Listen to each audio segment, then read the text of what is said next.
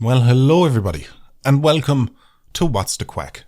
I'm your host, Ducky, and you're joining me in a very special episode today because today is Father's Day. But to me, it's always been Fatherless Day, and I'm sure it is for a lot of you guys out there as well. It's a frequent ailment that happens a lot to the population, a lot of you guys out there that don't have fathers, but not to worry, I'm here to provide Sergeant Ducky Solutions Provider. So today you can call me Daddy Ducky. Yeah, that's right. I can be your daddy stand-in for today.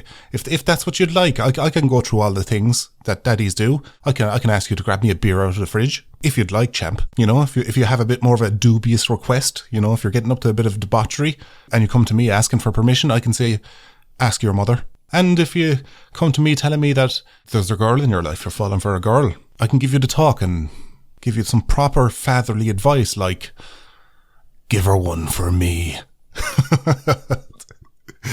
Oh, yes. Do you know what's one of my favourite things about these like Father's Day and Mother's Day and stuff like that? I'll give you some context. I've never known my father. It was, the long and short of it was more or less a one-night stand that went wrong.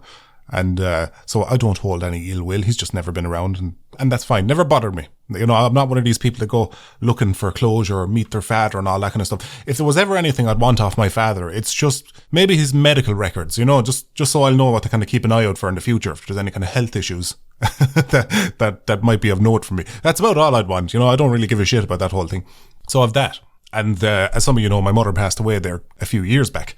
So, you know, I'm parentless.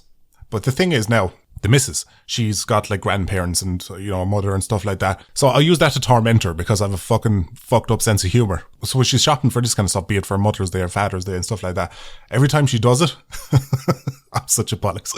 Every time she does it, when we're like standing there in like Tesco's and she's looking through all these cards and stuff like that, I'll just lean into her and I'll be like, I don't have a mammy anymore. And because she's such a fucking sweetheart, she instantly feels like a cunt for it. Oh, I'm such a bollocks. I know I'm such a bollocks, but I don't know why. I just find that hilarious. Just playing it up just to make her feel bad. Like she knows I'm joking, but it's every year. I get to do it a couple of times a year. This is great. I've never known my father.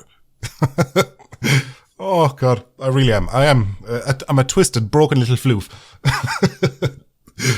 I apologise for, I know I may sound high energy, but I'm trying to, I had to spur myself up before this podcast because I'm recording this quite early. Recording this at like lunchtime, which is, it's early for me. I'm only up like an hour or two and my fucking coffee machine's broken. So I'm drinking peasantry coffee.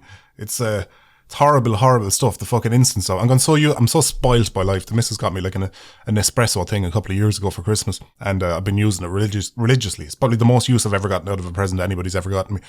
Yeah, it's broke now. I think it's just clogged with lime. I'm living in the country and all the water's fucking limey as shit and it's horrible. And I don't know what to do with it. Like, I think I'm going to have to buy a water filter or something. But yes, I'm drinking Pauper's fucking instant coffee here and it tastes like arse, but it's better than no caffeine at all. So that's how I started my day.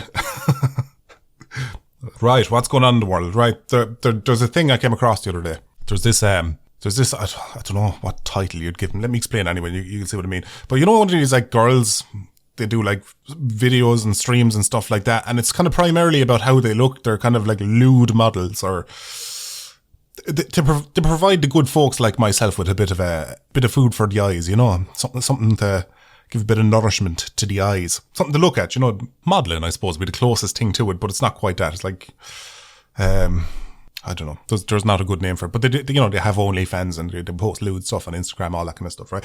So this girl, and she's Amaranth, I believe is her name. I believe is her name. I know it's her name. I actually follow her on Instagram. But tasty little redhead one, like, you know, absolutely gorgeous. Recently, she's had a stalker. So fucking typical internet bullshit where some cunt from the other side of the world, Estonia I think he's from, but some cunt from the other side of the world went, well, if I show up at her door, she'll probably marry me. Fuck. I love the mental gymnastics people like this are able to pull off. It's impressive, you know. But so he travelled to the other side of the world and started stalking her and approached her house and everything. Thankfully, she had security from what I've read, and he was chased away and stuff like that. But like she warned the cops about this was happening because your man was apparently streaming this whole thing. Like, but she'd called the cops and everything like that, and you know, very little was done until the point where he actually started knocking on her fucking door. And you know, I'm not reporting on this new story. You can look it up yourself. It's the mental part of it that bothers me most. It's why like people are like myself is apprehensive about doing face reveals and, you know, giving out my location and stuff like that. It's everywhere on the internet. So I think Jacksepticeye, fellow big Irish creator there. Well, I say I'm not a fellow big, but Irish creator, very well known. He had people just show up to his fucking door. There was like, I think it was one story I had before where just randomly got a knock on his door, opened it up, and it was just this kid there and his mother. And the mother had brought the kid to Jacksepticeye's house. The mother actually thought it was okay to bring her child at his YouTuber's house unannounced. Like, that's fucking crazy. Mental. This is the last shit I want in my life. I don't want I hate it when people I know show up at my door. Much less fucking people I don't. Perfect fucking strangers. And then you never know their mental state then as well. So you're going to be immediately on the defensive. And I don't know what these people get out of it then either, because if it was me in that situation, somebody showed up at the fucking door and they're like, oh yeah, I watch your videos on YouTube and all that. I'm immediately going to be treating them with a fucking abundance of disrespect, because I'm like, how the fuck do you think you are showing up at my fucking door and you think this is okay? Fuck right off. You're not going to get a positive fan interaction by showing up at somebody's fucking door out of the blue. It's mental. But it's especially the women I feel bad for online, who do all this kind of lewd and OnlyFans and stuff like that, because there is fellas out there who can't detach. You know, they get so absorbed looking at these women's photos, and, you know, they start feeling like they know them, and then suddenly they're in love with somebody they've never even fucking met before, and I don't know if it's like a crippling loneliness or something like that, but I think one of the things about it that really bothers me is if you've had no success with women, and let's be fair, a lot of these stalkers have had very little to no success with women in their regular life. What the fuck makes you think you can go to the top of the fucking food chain for a woman? You're going to go to the hottest women on the planet and think that's going to work out? Are you out of your fucking mind? Stay in your lane, lad. You know? Jesus Christ, going straight to I love the ambition. I do love the ambition. Fucking fair play to you, lads. But Jesus Christ, you're going to go from 40, 50-year-old virgin lives to thinking you can get with somebody like Amaranth or all these other fucking unbelievably attractive women online. Are you out of your fucking minds? Oh, it's scary and hilarious. Fuck it, that could be the title of my autobiography. That's a great one. So yeah, that's something that's gotten into the news lately. Oh, did you hear the voice break there? Did you? The early morning voice break. Excuse me. You know what's actually the worst thing about that? Men fucking up everything. Typical us men fucking up things we like. You know? That's what's happening there. Because now you're going to have this lovely Amaranth girl. She's going to have negative association with what she does, because she's like, she's going to be second guessing what she does because she doesn't want it to result in another fucking stalker, you know, that kind of way, which harms her content, which means spectators of the sport like myself, you know, somebody who just likes to occasionally gawk at a good looking woman, we're losing out because one dopey bastard decided to fall in love with photographs. So I'll take another swig of my coffee. I'm fading slowly already, and I'm only fucking 5-10 minutes in. So my last episode of the podcast, it appears a lot of people got quite a kick out of my story of when I first got with a girl and I was first noshing on some box, and how I didn't know what I was doing, and I was I went in by just licking her pubic bone, thinking that's how it worked. Again, this goes back to the start. I never had a father figure, although no, saying that, I don't know if a father figure would literally give you like a guidebook on how to tongue punch clunge. It would be kind of a bizarre interaction, but I didn't know what I was doing. I was going in clueless, making it up, well, figuring it out as I went along. You know, like an engineer, I'll just sit there and I was analysing it, and I was like, right, poking it. What's this thing do? Huh? Oh, it's got a little hood. It's a little gangster. So having you all laughing at my expense in that was fun. But it got me thinking about something, and it was like all these things I used to worry about when I was younger man, you know, teenage man, getting me machete out and hacking through the fucking jungle. That is understanding women and what they're into. But one thing that popped into my head was cock size. The length and breadth of your weapon. And there's something, as a younger man, you would be thinking a lot about. You'd always wonder if you're above average, below average, what are you? You know, that kind of way. I think like if you were straight up small, you'd kind of know it. You know, there's enough porn in the world. But then you got to look at the other side as well. If you're watching porn, you're not going to, if you're a porn producer, you're not going to hire some lad with a small cock, are you? And if you are, that's going to be niche. It's like the male equivalent to, you know, the way you'd see all these women like Amaranth and all that, and they posting on Instagram and all that, and it gives some people unrealistic expectations on how to look. I feel like that could be like that with male porn actors, because they're always just cut fucking big glorious cock at them, and you're looking at that kind of going, wait, is that the norm? I can't compete if that's the norm. But yeah, so it made me think about cock size, and it was, you know, something I used to worry about. I'm sure a lot of fellas out there used to think about it, you know, that kind of way. This is one of them things then as well, because it's when you're like texting a woman Listen to me, my old timey thing, texting a woman. Because back in my day, we used to have to use phone credit to text people, you know. So this actually, on a side note, this is something that bothers me, and I might actually write it into a video I'm working on at the moment. But you ever get nowadays when you're texting someone or messaging someone and they send you like a reply and then an extended reply, and suddenly you're looking at 5 messages coming from them just to answer your one paragraph? That's so generational. It really is, because I'm looking at that and I'm like, that's a person who hasn't had to pay for a text message. Because in my day, you had a set amount of characters and it cost you a set amount of money. It was like 12 cents or whatever per text message. So you'd fit as much characters into that. You get the most use out of it as you can, the best value for money out of per text message. You certainly wouldn't be sending yes and then hit send and then go, I'll be back tomorrow, and then hit send again. Like, you wouldn't be doing that shit. That's about €1 worth of work for something you could do for 12 cents, you know? But that's real generational right there. I'm telling you, I fucking hate people who do that though. Multiple messages. Just send me back I'm not sitting here waiting with bated breath on your I'm going about my life. Just write what you need to write and I'll get to it whenever I get to it. You don't need to fucking ping my phone 15 fucking times. It's like an alarm going off in the morning. It's like, fuck off. But anyway, what was I saying? Yeah, cock size. So yeah, cock size is something you used to wear. But the funny thing about that is when you're messaging women when you're a teenager, they don't, they're as clueless as you. So they don't know what questions to be asking you, because, when you're texting them when you're a teenager and, you're doing your PG filth. Oh, what color knickers are you wearing? Ooh. All this kind of shit, kind of like a pinky toe in the water. But they don't know what to reply back to. They don't know what to ask you, because they're as clueless as you are. So they'd send back like, how big is your cock? Doesn't fucking matter one bit. I'll tell you that, lads. In my vast sexual experience, any woman who's good in bed, will say, any woman who knows a way around a stiffy doesn't ask that question. First of all, they'd rather see it firsthand than ideally in their hand.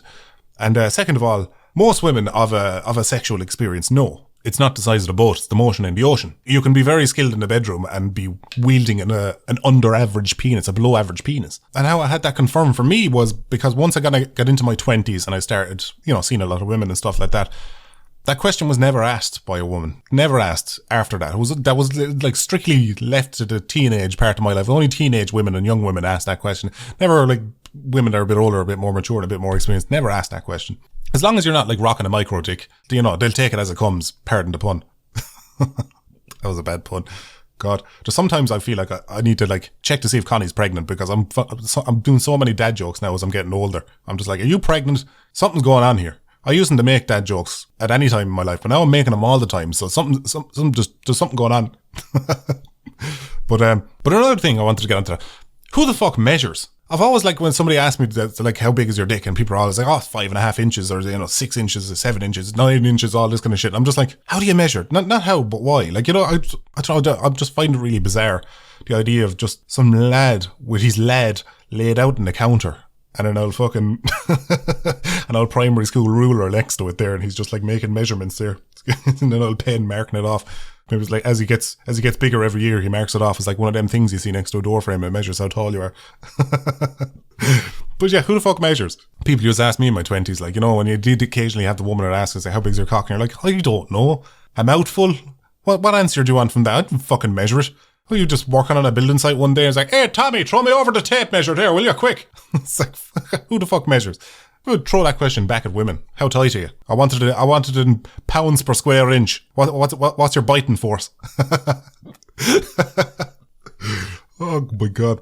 On that topic though, there's one thing I've never got, and I know I'll divide my audience here on this one, possibly, because it's such a sacred thing amongst men, but they don't realise just how awful they are. Dick pics. Lads, stop sending dick pics, please. Just don't. You're not doing yourself any favours. There's no such thing as an attractive dick pic. Believe me, I've been down this road before in the past. I've tried as a younger man and with different angles. I've a bit of cinematography under my belt. I've studied film and stuff. I got a fairly good grasp on what's a good composition of a shot and what's not. And I can tell you with my hand on my heart, I've never taken a flattering dick pic. It can't be done. Not in this, especially in this world of pornography where everything's under studio lights and airbrush and everything else, and I'm sure they do that for dick as well, but it's not possible. Do you know what you'll do if a girl asks you for a dick pic and you send her one? All you'll accomplish is you'll frighten her. I'm telling you, every dick pic a man's ever sent a woman looks like a fucking creepypasta. It's like somebody took a screenshot out of the Blair Witch Project. It's always in low lighting because you're probably in bed and you're getting a bit randy and you're texting them or whatever else. It's always in low light and you're using the flash off the camera on your phone. And it looks like something out of an alien autopsy. You can't send that. I know, like, a dick is already not attractive. Let's be fair. Not compared to a fanny. A dick, as I've said, I think I've said it in a video before. A fanny is lovely and it's tucked and it's tidy, and, you know, especially if it's kept well as well. If there was a lot of gardening done, it's a glorious thing. It's neat. It's neat, like a tucked in duvet over a bed. You know, it's lovely. But a fella's cock looks like something that you'd find discarded across a butcher's floor, and there's only so much you can do with that. Realistically, it sticks out, it dangles. It's, you know, it looks like an afterthought, to be honest. It looks like they're almost interchangeable. You could just screw it off at the end there and put on a new lens, if you will. Like, it's not nice. So when you're sending pictures of that to women, you're just gonna fucking frighten them, you know? But you are. Here is a random thought that came into my head the other day as well. Came into my head the other day because I was just thinking about it out loud. Do you know what's a frightening thing to do in the relationship for the first time, as a fella, we'll say? It's to walk around naked in front of your missus while you're flaccid. Because let's be fair, most women out there have only ever seen a cock when it's raring to go. That's when most women have seen a cock, when it's at its best. But a lot of women don't understand how small a dick can become when it's not like that. And that's something, as a fella, when you get into a relationship, but the first time you're just like, you're like naked, maybe you're getting out of a shower or something like that, and you're just kind of like, right, she's fucking seen me naked loads of times, so why do I need to cover myself in a towel?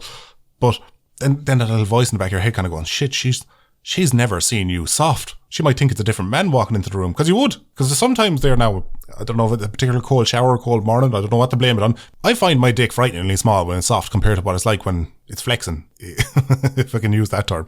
And if your missus is not used to seeing that, or any girl you're with is not used to seeing that, you're in the back of your head, you'd be like, Jesus, I wonder what they're going to make of this. Do women really understand how frighteningly small this can become when it's off the clock? So that's something I used to worry about early days in the relationship. Don't give a fuck anymore now, because it's just like, no, she knows what I can do with this when it's good and ready, you know?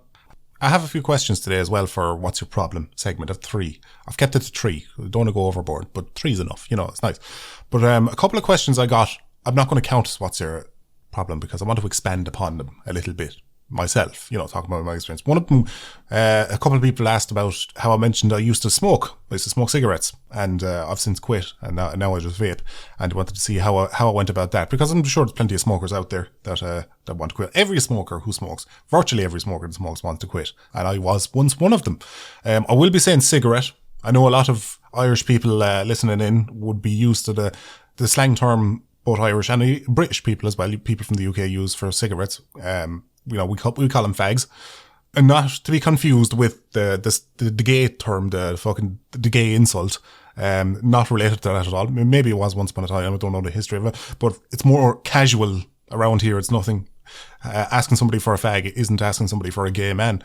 But I use cigarette naturally nowadays, because when I started doing YouTube, when I was talking about cigarettes and then I'd say the word fag, YouTube's bots would pick up on it and go, oh look, he said fag, he's talking about gay people, and then they demonetize the video, and it just became so much trouble that I've taught myself to say cigarette instead over that time.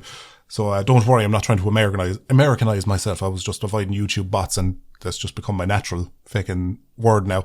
But yeah, quitting cigarettes. So I was smoking for a very long time, like an impressively long time. I started smoking when I was about 13, which is nuts. I'm sure a lot of people listening would think that's crazy.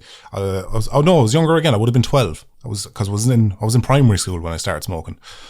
And I remember it was me and my friend John, not gay John from my videos, this is another friend John. We used to run into the ditch at break time. It was this hedge that ran along the back of the school where the yard was. We used to run in and hide in there. And I'd bring in a menthol cigarette and he'd bring in a regular cigarette. And we both robbed them from our parents, from our mother. And what we do is he'd smoke the Benson and pass, leave me arse of it, leave me half of it, and I'd smoke the rest of it, and then we'd light up the menthol, and I'd smoke half of that and pass him the arse of it.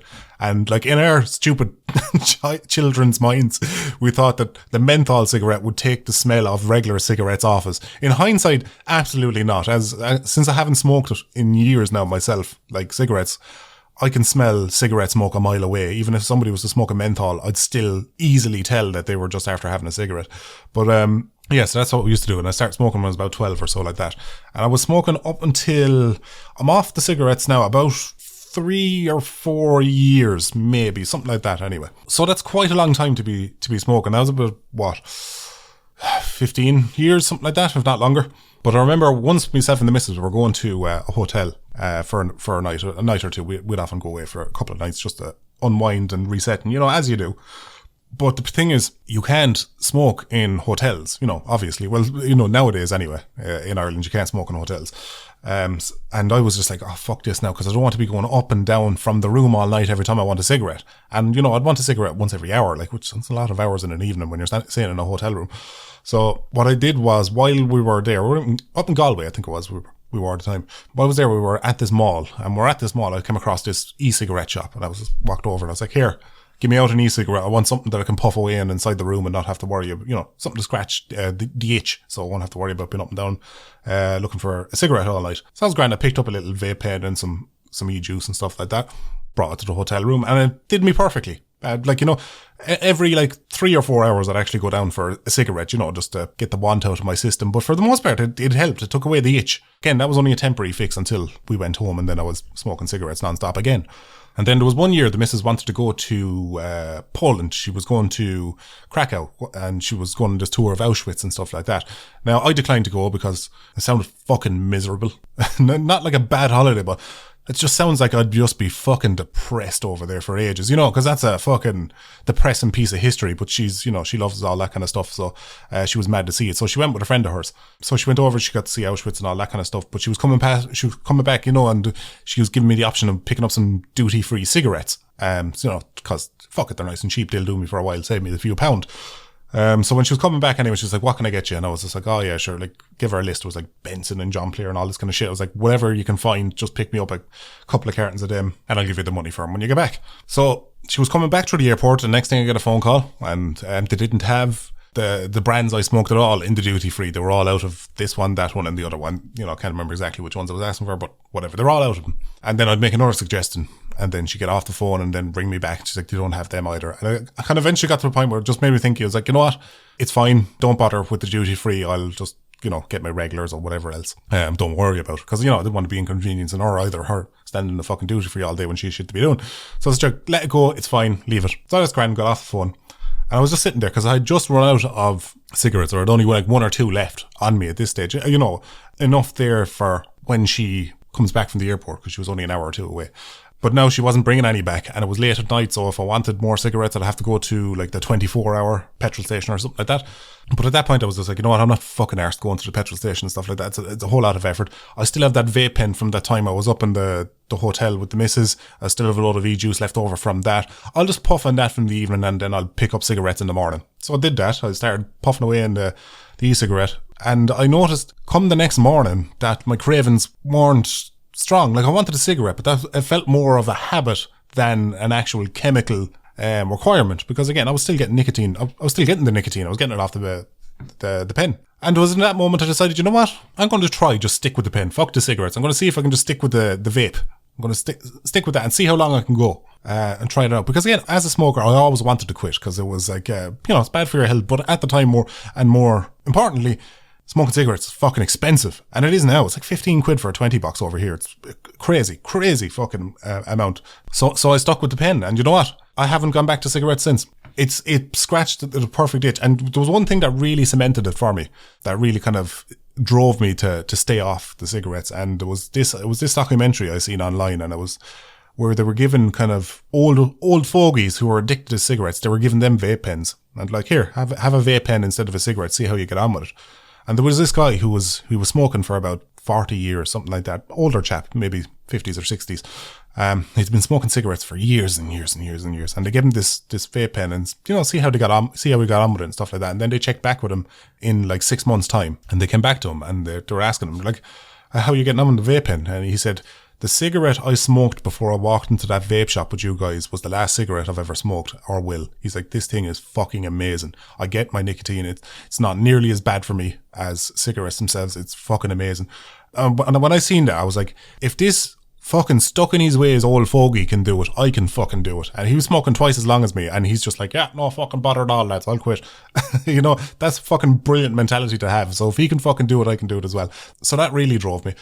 And what really cemented it then at the end of it was my mother had passed away, and I never had a cigarette on the day of her funeral. And I was like, look, if I'm not going to have a fucking cigarette now, I'm never going to again. That's what drove me to quit. Now, granted, I know there's There's downsides to the vape as well. It's like, you know, some people will say it's safe, it's perfectly safe, it's fine, it's been checked and all that. And other people will say, it's bad for you, it's full of chemicals that'll give you the popcorn lung and all that. Honestly, I think it's somewhere in the middle. I think it's better than smoking cigarettes. That's more or less been proven, because like cigarettes, when you're smoking a cigarette, you're inhaling about, I think it was like 9,000 different types of chemicals, because it's combustion, it's smoke, you're actually igniting something. Whereas the vape, you're not bringing stuff to ignition. It's not necessarily combusting, it's vaporizing, so you're not releasing nearly as many chemicals into your lungs. But to say that's better than you from not smoking, absolutely not. No, you're better off just being a non-smoker, full stop, realistically. But, you know, for somebody who used to smoke like me, it's ideal. And I think eventually I'll quit the vape as well. But, because over the years I've been working down I started off vaping like an 18 milligram nicotine, and I found that unbelievably harsh on the throat. It was giving me a weird cough, and I think that's where a lot of people fall down when they try quit smoking and go into vaping, is they go too high with the nicotine, because that's when you get the kind of unpleasant chemically bitiness at the back of the throat. I don't know what you'd call it, but it's not pleasant. So what I did was I moved down to a 12 milligram, and that was perfect. I started vaping on the 12, and I was like, oh geez, that's actually grand, that's ideal. And the best thing about a vape, when somebody's smoking a vape and they're like, not really getting enough nicotine off it, a vape is not like a cigarette. It's not like the vape is going to run out after a couple of minutes. You can vape it indefinitely. You don't have to worry about that. The only difference is freebase nicotine, which is the type of nicotine you find in most vapes. You can buy over the counter and stuff like that. It takes a little bit longer to absorb into your bloodstream. The nicotine does. It takes a bit longer to absorb into your bloodstream than nicotine you would of a cigarette. That's why a cigarette will give you the nicotine buzz. You know, when you've gone a very long time without a cigarette, and then you smoke when you get a bit lightheaded and you get that thing called nicotine buzz. You don't necessarily get that off vapes. It takes about 10 minutes realistically before your cravings start to settle down. Beyond that, you know, it's ideal. I think you can get these things called nicotine salts as well, which apparently act like a cigarette's nicotine does, where it absorbs quicker. But I tried nicotine salt for a while, and it actually started giving me really scratchy throat, so I don't know if I was like allergic to something in it or not. But I just switched back to regular. But the thing is about smokers nowadays, and if you're a smoker now, listen in. My grandmother smoked like a chimney. According to my mother, she used to tell me stories about my grandmother smoking like a chimney. She used to smoke 20 or 40 a day. Ridiculous amount. And at one stage, she had to quit. She had health issues. I'm not sure. Something got to do with her lungs or something like that, where she had to quit. And she just went cold turkey and quit him outright. Full stop. And that's a very difficult thing to do. I tried that when I was smoking. Tried quick cold turkey. I made it no more than about 10 hours, I think. And I was just fucking biting my nails. It was tough. So the fact that we'd be able to go cold turkey like that, Jesus fucking power to you, but it's very, very difficult. But if somebody of that generation can do that, there's no reason for anybody nowadays not to be able to quit when you've got nicotine gums, patches, vapes, inhalers. There's so much stuff nowadays to help you quit smoking. Honestly, to be honest, the vape doesn't even feel like I'm quitting smoking. It was so easy. It felt like a cheat. So, you know, that kind of feels like a bit of a cheat code to get off the cigarettes. But it works. It made the transition so much easier. If you're looking to switch to a vape as well, another bit of advice I give is don't buy like shitty kind of like pound shop e-juices. Because when I first bought my vape, the one I got in the shopping centre when I was up in Galway, your man gave me like a name brand e-juice. There was like a legit vape shop I bought this in, and he gave me a legit one. And I remember once that ran out, I went into like a pound shop and I picked up some like regular menthol, cost €1.50 or something like that. And I put that into it, and it tasted horrible. So you really so the quality of what you're vaping matters as well for whether or not you're sticking to it. You know, you want to be a decent quality vape pen itself, you know, something around I'd say 20 to 50 quid range is more than enough for what most people use it for. And a good quality e-juice, you know, from a proper vape shop. You're going to be starting on the right foot there. But yeah, if you ever want to quit, by all means, try the vape. I highly recommend it. And most people don't mind the vape, you know. My missus, well, for one, when I quit smoking and I started vaping, one thing she had a big relief was the house didn't smell like cigarettes all the time. And like there was no smoke absorbing into her clothes and the wardrobe and stuff like that. It was great. I didn't smell like cigarettes. You know, you naturally smell better. My skin is like less greasy and shit. Like all this. Sorry now, I'm sure I'm boring a lot of you guys out there. Who don't smoke or anything and don't want to be hearing it. But you know, it's a hard step to make. And if you've been smoking for a long time, like if for nothing else, lads, the financial benefits to switching to vaping is great. Because first of all, cigarettes are expensive, especially in the first world where they're taxed out the arsehole in every fucking country that can do. So like when you switch to vape, you'll notice immediately you're spending way less money on your nicotine addiction. And you got the health. I noticed by breathing, not that it was ever bad. I never really found it bad, but I found catching my breath a lot easier. within 6 months of quitting smoking. I found like when I was running on treadmills and stuff like that, I'd recover a lot quicker. That could be anecdotal. I don't know if there's actually evidence behind that, but I felt better afterwards. So yeah, there's an insight to how I quit smoking and what I'd recommend about it. So now we're going to head on over to what's your problem. Again, I don't have a jingle. It's such an afterthought. So people don't realize these podcasts are a side gig for me, something I do in my downtime. It's not something I'm actually trying to make a go of.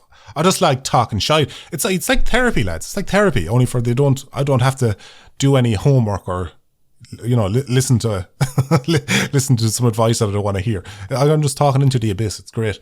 But we're going to head on over to what's your problem. And I started what's your problem. I said I had 2 things I want to talk about before what's your problem. The other one was just a little one. When I do my little announcements about the what's your problem segment and people, write in their questions, so many teenagers ask me any advice about their exams. They're doing their GCSEs or their Leaving Cert or whatever else they're doing, and they want my advice. I don't know if they've just forgotten the fact I'm out of school. I'm out of school near 15 years, lads. No, it is 15. Yeah, I left school when I was 17. I'm out of school 15 years. No advice I could give you would be anyway applicable to school now. I'm the old furniture like that. I wouldn't translate. Another thing is, I never cared about schoolwork. So you're writing in, you're asking me, it's like, help me do better on my exams. I didn't even care about my exams when I was taking them. I'll be absolutely no help to you, lads. Bar a few classes when I was in school, and a select few, I was so disinterested in school. I couldn't knuckle down. Like, my grades were like, in a class I liked, my grades were actually pretty high, but they were few and far between. It was like metalwork or art or something like that. My marks were high, but in classes I didn't like Irish, maths, English, all this kind of shit, I suffered. I was really bad in school. But I didn't care, because when I was in school, I was like, fuck that. I'm just going into the workforce. I'm sick of fucking schoolwork. This is bullshit. I felt like it was killing my soul. So I didn't give a fuck. So I did really bad in school. I did just enough to get by. Mostly D's in classes I struggled with. I think I only ever studied, realistically, I think I've only ever studied once, and it was because it was my mocks on my junior cert, mock exams. They're like, leading up to it to kind of give you an idea of how well you're going to do. And I failed maths. It was the only class I failed. So I studied a little bit for that, because I knew I was kind of like, okay, I'm going to need at least a passing grade and everything. And that was the only thing I studied for. And by studied, I maybe studied like 3 or 4 hours of an evening. But, I was never good with keeping up with homework or doing any of that kind of shit. And when I did my junior cert proper, I just about scraped by. To be honest, lads, and then I don't want to discourage anybody from studying. Like, if you want to go on and do college at any stage in your life, knuckle down, do the work, get your points. But if you're like me at the time, I had no intention of going to college. I know I eventually did, but I had no intention at the time to go to college. So I just barely scraped by with everything. And I did what most people don't realize you can do when it comes to join the workforce. I lied about my Leaving Cert results. You know why? Because no fucking manager of any business is going to call up your school to find out if your grades are the actual grades you say they are. Nobody in the workforce gives a shit about what grades you got in school. As long as you claim that you've got a Leaving Cert, that's good enough for them. They don't give a fuck beyond that. If you're going looking for a job at McDonald's or fucking Starbucks or a shop or anything like that, they're not going to cooperate that. Just make them believable when you're writing them down if you are doing the grades. This is something you do when you don't have work experience. You actually just write out your results of each class you got in your Leaving Cert or whatever. But just make them somewhat believable, But beyond that, you can lie out your arse. They're not going to check that. So it's pointless asking me about schoolwork, lads. I was terrible. Ask somebody smarter. Anyway, over to what's your problem. I'm going to do away with actually saying people's names full stop on this segment, because a lot of people request their name not to be in there, and then some people don't say anything at all, and I'm not sure what to do with that. So I think it'd be better to just leave everyone anonymous, so I don't have to make up names or anything else like that. And, it just makes life simpler. So you'll know your question if it's read. So this first one goes, hello Ducky, first of all, thank you for all your videos. They've made me chuckle in some dark times. Oh, well, you're very welcome, lad. I need some love advice. Well, I am the kingpin of love, as we all know. I've been in a relationship with a girl for 2 solid years, and one day she simply blocked my number and my profile on every social media over a picture I took with my friend on Instagram. I bet it was a female friend. I guarantee it's a female friend. It's been almost a year now, and we started talking again. She says she still has strong feelings for me, in brackets, her words, and I would like to say the same for her. My family also said that I was all in all a happier person when I was with her. Should I give it another shot, or should I just leave it alone, no matter how hard it is? Lad, I'm not gonna lie, sounds like a mental bitch, and I wouldn't go fucking near her after that. No. Like, assuming that's the whole picture you're after giving me, because you haven't stated what you were doing in this picture. Like, my experience with with women and kind of mental bitches would suggest that it was just a picture of you with an attractive female friend and she got paranoid and it caused an argument and left and whatever else. That'd be my instinct, because that's kind of that's the behaviour I'm used to seeing when it comes to a lot of women. Not all, before anybody thinks I'm being a misogynistic fucker, but to deny the existence of mental bitches is a fool's game. So saying that, if that's all that's happening in that, if you just had a picture of an attractive, or if you just have a picture with a friend that, you know, that the girl you were dating finds a threat, and that was enough for her, then yeah, I'd fucking leave that bitch where she lies. Fuck that. Nobody wants that level of stress. Like, if that's what she breaks up with you over, then how pleasurable is that relationship going to be going forward? And like, it's only been, what you say, a year? A year is not enough time for people to change. Now, I'm on board with the idea that people can change, and all the cynical people in the world say, some people, you know, most people don't change. I'm a bit more optimistic on that. People do change, just because I know who I was 10 years ago and 20 years ago and stuff. I know the person I was, and that person feels like a stranger to who I am now. People can change. People can become better people and more mature. In some cases, they become worse. But they can change. But that doesn't happen that quickly in a year. If you get back together with her, she's going to make your life fucking miserable if this is the kind of petty shit she breaks up with you over. So what I'd say is find somebody else to have strong feelings for and pursue them. I know you say you're an all-around happier, your family said that you were an all-around happier person, but what does your family know? You know how things felt at the time, and it's very easy to forget the downsides with somebody, especially if you have any kind of feelings towards them. It's easy to forget how low those lows were. So as an outsider looking in, get shot of her. She's just going to come back and find something else to bitch or moan about and kick up about and all that. Nobody needs that stress in a fucking relationship. Find somebody else that'll actually, you know, sit down and have a mature conversation with you when shit like this comes up. And, you know, because there's a lot to be said for somebody, like, if you're a person and you're a little bit paranoid, you know, if you have a little bit of trust issues or whatnot, that's fine. Look, everybody's different. Everybody has these things. But if you have the maturity to kind of like approach your missus or your fella or whatever the case and say, look, you know, I'm a little bit paranoid or I'm a little bit worried about you and this person. Can you put my mind at ease? You know, like, that's a lot to be respected if you can come forward and say, look, I have a little bit of a flaw. Can you just make me feel better about this because, you know, I'm working on it, that kind of thing. But if they're just going to not even talk to you about it and then just fuck you to the side, essentially, blocked your number out your profile and everything, and that's where it ended. If she's going to be that casual and blasé about the relationship, no, you don't want that. You want somebody who'll actually take you fucking serious as a person and not just fucking create a soap opera drama over every small fucking bit of bullshit that floats by. No, get shot of her. That's my advice.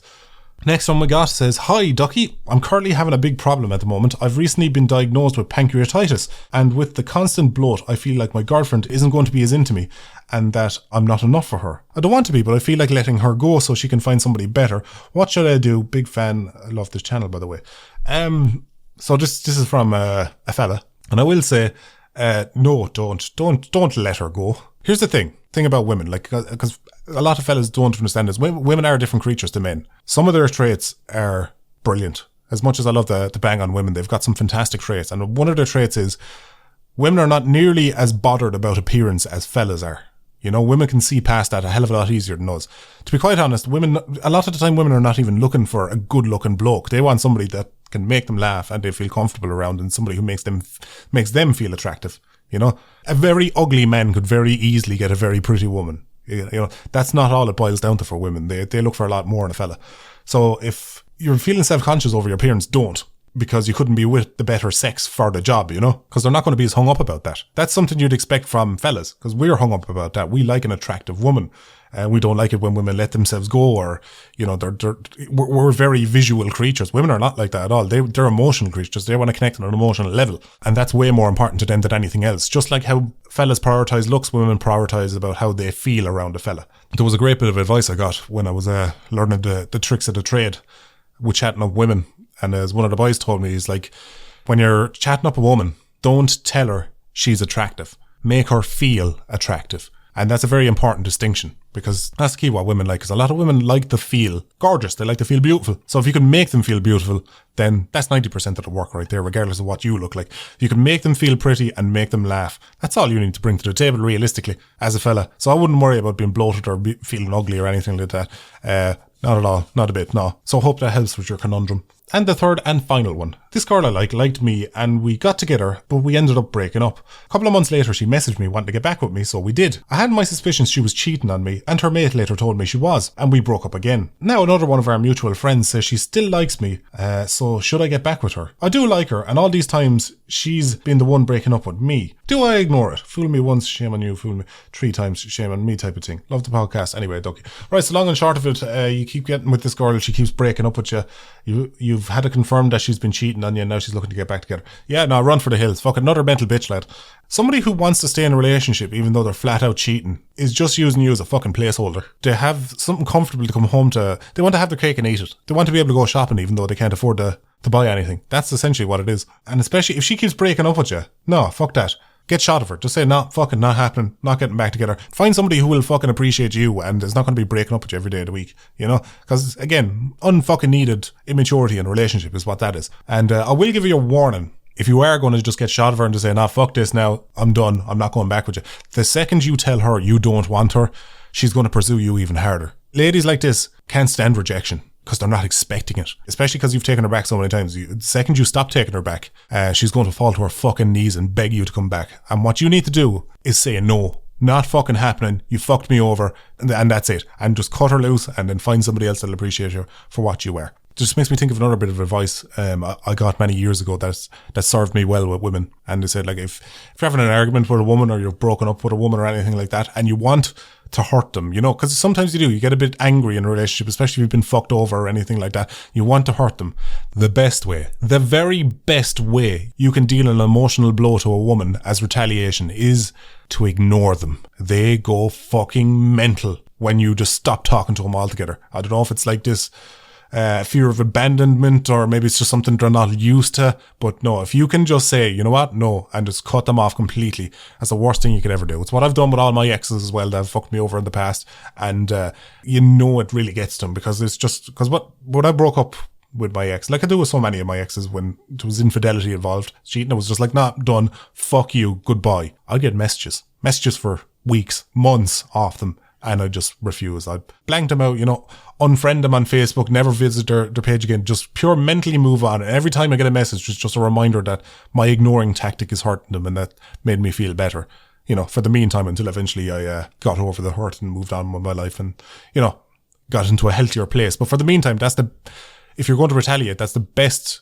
way to do it in the healthiest manner. It's about the closest thing a man will understand to a mind game. So, you know, take that piece of information, put that into your pocket, and just keep it there in case you ever need it. Right, lads, you know what time it is. It's time for Quack Me Up Corner. Quack, quack, quack, quack, quack me up. Quack, quack, quack, quack, quack me up. Get your ducks in order. It's time for Quack Me Up Corner. A family walks into a hotel and the father goes to the front desk and says, I hope the porn is disabled. And the guy at the desk replies, it's just regular porn, you sick fuck. And what's the difference between anal sex and oral sex? Oral sex makes your day. Anal makes your whole week. So there you go, lads. I hope you enjoyed those little jokes and the podcast, because I'm going to wrap it up here. I've run out of shit to talk about and I've some writing to do, so I'm going to go crack on with that. So thanks everybody for listening, tuning in. I hope you got something out of this podcast. Maybe an old cheeky little laugh. I hope it kept you company while you're having a wank or building a fence or chasing geese through a cornfield. Whatever you be doing in your free time, lads, I don't know. And I will catch you, lads and ladies, in the next one.